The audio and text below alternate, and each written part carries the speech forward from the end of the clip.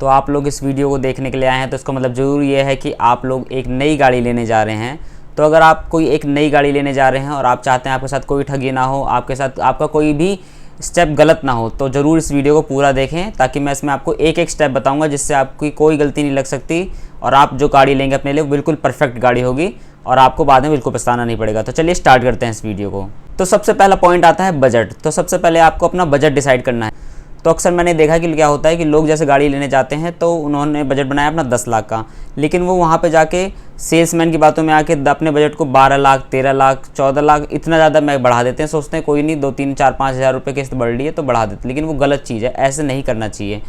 तो आपको सबसे पहला स्टेप यही है कि आपको अपने बजट पर टिके रहना है। आपने अपना बजट मान लीजिए 10 लाख बना लिए, तो आपको 10 लाख से ज़्यादा 30-40 हज़ार रुपये ही जाओ मैक्सिमम। आप उससे ऊपर मैं आपको सजेस्ट नहीं करूँगा, क्योंकि आप बजट बना रहे हो, आप उसमें ये भी देख रहे हो कि आपको महीने की अगर आप EMI पे ले रहे हैं तो कितनी मंथली EMI जाएगी, उसकी सर्विस कॉस्ट क्या रहेगी, कितना पेट्रोल रहेगा उसका, तो मेंटेनेंस कॉस्ट वगैरह EMI वगैरह मिला के, तो आप उसी हिसाब से अपना बजट तैयार कीजिए कि आपको कितने रुपए तक की गाड़ी लेनी है और उसी बजट पर स्ट्रिक्ट बने रहिए। तो पहला पॉइंट क्लियर हो गया। तो दूसरा स्टेप यह है कि आपको सबसे पहले रिसर्च करनी है और उस रिसर्च में ये करना है कि आपको 10 लाख के आसपास जो भी अच्छी बेस्ट गाड़ियाँ आती हैं, 4 से 5 गाड़ी आप शॉर्ट लिस्ट कर लीजिए। आपने 4 से 5 गाड़ी आपको शॉर्ट लिस्ट करनी है, सब कुछ उसमें देख के कि कौन सी आपको पसंद आ रही गाड़ियाँ, 4 से 5 गाड़ियाँ शॉर्ट लिस्ट कर ली। ठीक है, दूसरा स्टेप आपका ये हो गया। ये बिल्कुल छोटा स्टेप है, इसमें ज़्यादा टाइम नहीं लगेगा।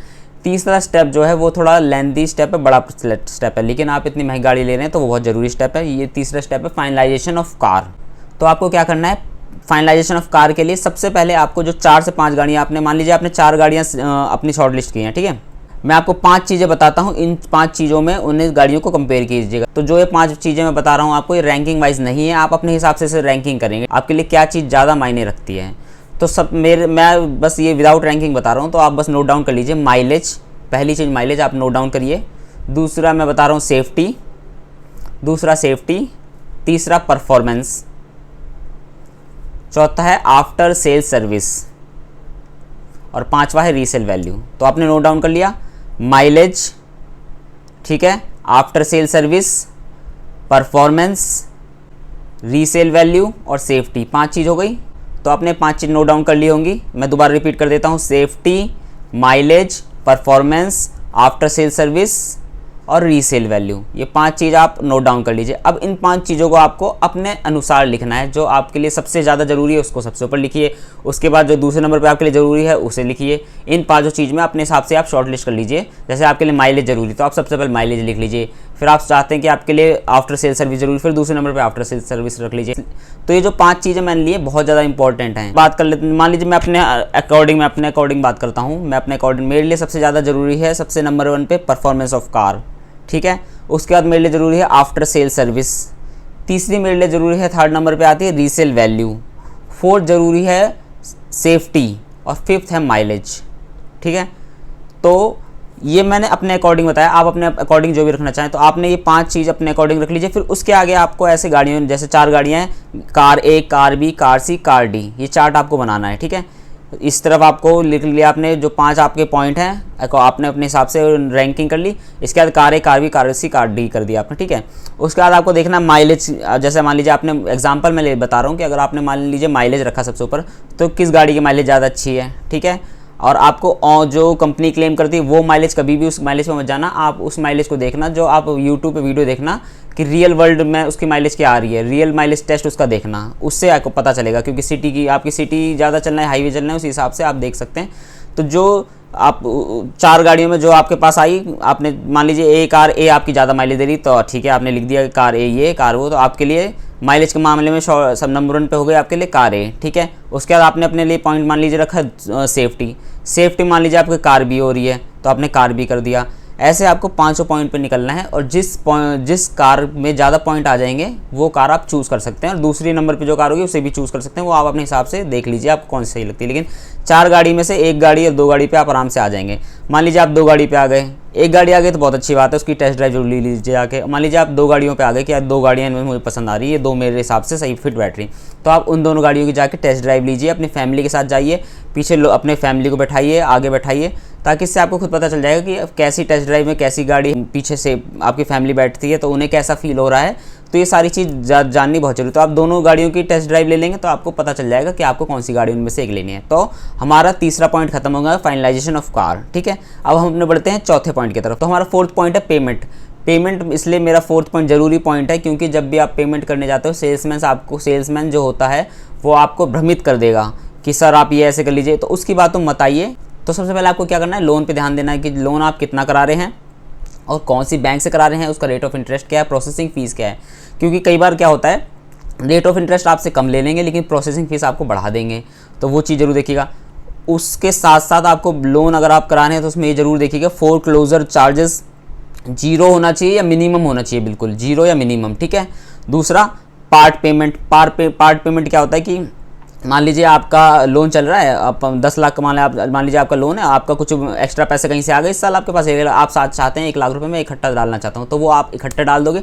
तो उसमें कई बैंक चार्जेस लगाते हैं, कई बैंक चार्जेस नहीं लगाते, तो आप उस बैंक के साथ जाइए जो चार्जेस नहीं लगाता। फोरक्लोजर मतलब लोन अगर आपके पास इकट्ठा बहुत सारा पैसा आ गया, आप लोन बंद करना चाहते हैं, तो वो उसमें भी कई बैंक चार्जेस लगाते, कई नहीं लगाते, तो आप उस बैंक के साथ जाइए जो चार्जेस नहीं लगाता। तो ये सारे पॉइंट लोन लेते समय जरूर ध्यान रखिएगा, processing fees, rate of interest, prepayment charges और फोरक्लोजर चार्जेस। ठीक है, उसके बाद दूसरी चीज़ें बढ़ते हैं इंश्योरेंस। इंश्योरेंस में आप खास ध्यान रखना, जो डीलर होता है वो आपसे ठगी बहुत करने की कोशिश करेगा और करते ही हैं डीलर। आप जो वो बताएंगे 30,000 रुपये जो इंश्योरेंस, वही आप बाहर मार्केट में अगर लेंगे जाके वो आपको 22 हज़ार रुपये का मिल जाएगा। इतना ज़्यादा वो अपना मार्जिन रखते हैं, तो इस चीज़ का जरूर ध्यान रखिएगा। आप उनसे नेगोशिएट कर सकते हैं कि बाहर मेरे को तो भाई बाहर 20 का हो रहा है, आप 20 नहीं चलो 21 का ही दे दो, आपको 1,000 रुपये ज़्यादा दे दूँगा लेकिन इससे ज़्यादा मैं नहीं करूँगा, आप इतना ज़्यादा मार्जिन मत रखिए। तो ये चीज़ आप बोल सकते हैं, इंश्योरेंस में आप बचा लीजिए अपने आप को। ठीक है, पहला लोन, दूसरा इंश्योरेंस, तीसरा होता है आपके साथ बहुत ज़्यादा ठगी होती है जो डीलर, मैक्सिमम डीलर मैंने देखा करते हैं, वो है एक्सेसरीज़ में। एक्सेसरीज़ बेफालतू में आपको चेपेंगे, कहेंगे ये मैंडेटरी है लेना, कुछ मतलब बहाने से आपके साथ एक्सेसरीज़ की ठगी करेंगे, तो वो चीज़ जरूर ध्यान रखिएगा। एक्सेसरीज़ के साथ आप एक्सेसरी आपको ठगी नहीं करवानी अपने साथ। जो भी आपको सामान लेना है, अगर आपको कुछ भी डलवाना है, मैं सजेस्ट करूंगा कंपनी से ना डलवा के बाहर से डलवाइए और ब्रांडेड डलवाइए, तभी बाहर से मैं सजेस्ट करूँगा अगर आप ब्रांडेड डलवाएंगे तो, क्योंकि कंपनी में भी वो ब्रांडेड नहीं होता है, वो लोअर भी नहीं होता ना ब्रांडेड होता है, मीडियम होता है। अगर आप उसे लेना चाहें तो ले सकते हैं, लेकिन मेरी एडवाइस नहीं है कि आप उसे लीजिए, सजेस्ट नहीं करूँगा। मैं सजेस्ट करूँगा कि आप बाहर से, जैसे म्यूज़िक सिस्टम हो गया, आप बाहर से आप सोनी का डलवाइए, अच्छा वहाँ कंपनी से आप कम मिडल वाला क्यों डलवाएंगे, तो आप उससे अच्छा डलवाइए। ठीक है, तो एक्सेसरीज़ में आप बिल्कुल भी मत ठगी करवा लेना, वो ठगी कर लेते हैं, कहते हैं सर इसमें हम कैमरा लगा देंगे, सीट कवर लगा देंगे। जो सीट कवर आपको बाहर अच्छी क्वालिटी का 8 से 10 हज़ार का मिल जाएगा, वही सीट कवर के वो 15,000 रुपये ले लेते हैं। इतनी ज़्यादा मार्जिन रखते हैं एक्सेसरी, क्योंकि मोटी कमाई एक्सेसरीज़ की ही होती है। तो एक्सेसरी में आप बिल्कुल भी कॉम्प्रोमाइज़ मत करना और एक्सेसरी में मत जाना। ठीक है, कई बार वो आपको पता है क्या कहेंगे कि सर ये वाली गाड़ी है, हम आपको तुरंत डिलीवरी दे देंगे लेकिन आपको एक्सेसरी लेनी पड़ेगी। तो ये ऐसे वो करते हैं, गाड़ी डीलर ऐसी करते हैं कि आपको गाड़ी कहेंगे कि 2 महीने की वेटिंग चली लेकिन मैं आपको तुरंत कर दूंगा, लेकिन आपको उसके साथ एक्सेसरी लेनी पड़ेगी। तो इस बात को मत आना, आप और भी दूसरी शोरूम में जाके पता कर लीजिएगा। तो फिफ्थ पॉइंट है हमारा PDI, pre delivery inspection. Pre delivery inspection क्या होता है, अगर आपको नहीं पता तो आप मेरी वीडियो जाके देख सकते हैं, मैं आई बटन पे लिंक दे देता हूं इसका, आप जाके वहाँ पे देखिए। प्री डिलीवरी इंस्पेक्शन बहुत ही ज़्यादा ज़रूरी चीज़ है, बहुत ही ज़्यादा ज़रूरी। मैं आपको अभी भी थोड़ा शॉर्ट में बता देता हूँ कि प्री डिलीवरी आप करेंगे तो उससे पहले आप पूरी पेमेंट मत करिएगा, प्री डिलीवरी हो जाए उसके बाद ही पूरी पेमेंट करना। प्री डिलीवरी इंस्पेक्शन ज़रूर करनी है आपको, बहुत बहुत बहुत ज़्यादा ज़रूरी है। और मेरी इस वीडियो को ज़रूर देखिए, ऊपर आई बटन पे आ गई होगी, उस वीडियो को बहुत, मैं आपको ज़रूर बता रहा हूँ कि उसे ज़रूर देखना चाहिए उस वीडियो को, क्योंकि प्री डिलीवरी अगर आप नहीं करोगे तो आपको बहुत ज़्यादा पछताना पड़ सकता है और आपको बहुत बड़ा घाटा हो सकता है। तो प्री डिलीवरी इंस्पेक्शन बहुत ही ज़्यादा ज़रूरी है, जिसे हम PDI ऑफ कार भी बोलते हैं, बहुत ज़्यादा ज़रूरी है। तो इंस्पेक्शन ज़रूर कीजिए अपनी गाड़ी का, ताकि उसमें कोई भी कमी हो, ताकि आपको पहले पता चल जाए और आपके साथ फ्रॉड ना हो पाए। कई लोगों के साथ फ्रॉड हो चुका है, आप यूट्यूब पे वीडियो भी देख सकते हैं, कई लोगों के साथ फ्रॉड हो चुका है, उन्होंने प्री डिलीवरी इंस्पेक्शन नहीं करा और उनके साथ फ्रॉड हो गया। वो क्या कर सकते हैं, एक बार RTO में रजिस्ट्रेशन हो गया, फिर आप कुछ नहीं कर सकते, ना डीलर गाड़ी लेगा ना आप उसका कुछ कर सकते हैं, आपको सर्विस सेंटर के चक्कर काटने पड़ेंगे। तो प्री डिलीवरी इंस्पेक्शन बहुत ज़्यादा ज़रूरी है।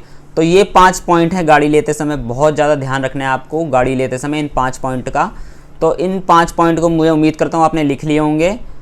तो दोस्तों ज़रूर बताइएगा आपको ये वीडियो कैसी लगी, और भी आपको कोई क्वेश्चन हो गाड़ी से रिलेटेड या इंश्योरेंस से रिलेटेड भी आपका कोई क्वेश्चन हो तो मुझसे ज़रूर बात कीजिएगा, मुझे कमेंट करके पूछ सकते हैं आप, मैं ज़रूर बता दूंगा आपको। तो मिलते हैं दूसरी वीडियो में, जय हिंद।